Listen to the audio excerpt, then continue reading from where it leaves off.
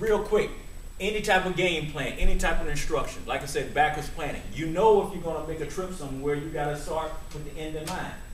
Once you know what your destination is, all you got to do is then map out the course, right? Okay, well, I've just shared a couple of things. I don't care what product or service you got out there. You can find something that you can be passionate about. Find something that you can be passionate about as an organization, and then you can actually put an oomph in your whole fundraising, in your economic stimulus package. Now, I have a particular vision about actually sponsoring kids into a program to teach these things, which is why I call it UIP Business School, to teach them and then put them into an environment that's fostering them like this. That's just like this. And I'll give you a website or my YouTube channel where you can see me interviewing college students that are actually taking part in it and doing those things that I said I experienced. And then once you take that thing and you've got your map laid out then, and you identify the things you are passionate about, then you just do what I talked about earlier. You take your 5 brothers and say, okay, 5 brothers, go find brothers, go find brothers, go find brothers. That's how you can use that concept for your organization growth. But then if you want to turn that into economic growth, what you can do is get with Brother Pollock and work on something that I've talked about, where this organization can take a simple model that we have.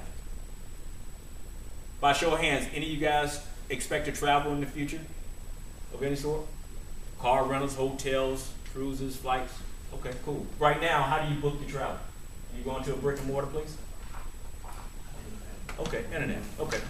Internet, travel is a $7 trillion industry expected to double over the next 10 years.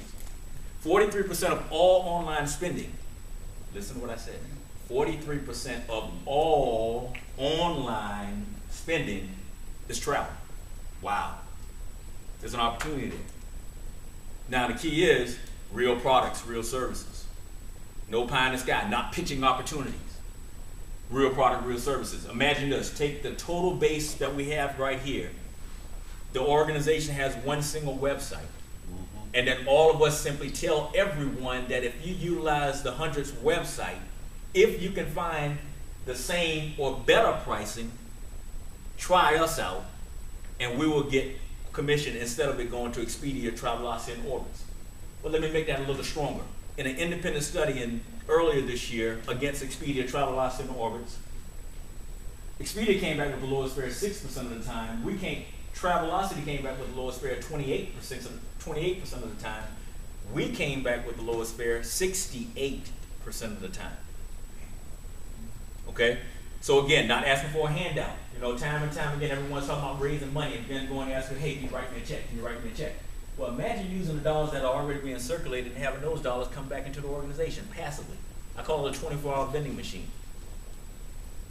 And then once that has taken place, tell those same people, hey, could you just tell someone else about us so they can just go to our website? That's just one quick example, because with 180 customers of people that may want to participate in our travel club, which is like any Costco members or BJ's or Sam's or any of those places? Okay, wholesale places. You do that to do what? Save money? Is that right? Most of the time? Okay, membership is the exact same thing. Pre-planned, pre-packaged. I just got back from Dominican Republic on Sunday. 5 days, 4 nights, all inclusive for $339. Last month I was in Cabo, Mexico. 5 days, 4 nights, all inclusive for $299.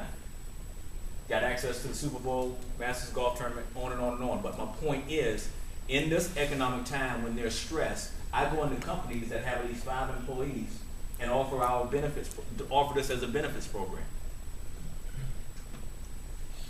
Reducing their stress, getting the return on their investment that's already in sunk costs. There's already sunk costs in healthcare. There's already sunk costs in paid time off. So that's a quick scenario right there. So it's a $200 membership, $25 a month, but for every membership, say that the organization helps to sell, the organization gets $50 back. With 180 customers, the organization gets at least, let's call it conservative last year, $1,500 a month in residual income. Residual income, so $1,500 a month is equivalent to having $600,000 in cash at 3% interest. Would it be easier for you to save $600,000 or raise $600,000? Or find 180 people that want to save money much like they do in Costco and experience something like I said, 5 days, 4 nights, all inclusive for $299. Or better yet, just drive down to Orlando for 5 days, 4 nights for $279 for a villa that sleeps 6. Just numbers. So even if it took you 10 years to find 180 customers, would it take you 10 years to save $600,000? What? So that's just for the organization. And I haven't even mentioned nothing about business, somebody being recruited to get into a business. Because it's the product. The product is the product. And the organization can leverage the product.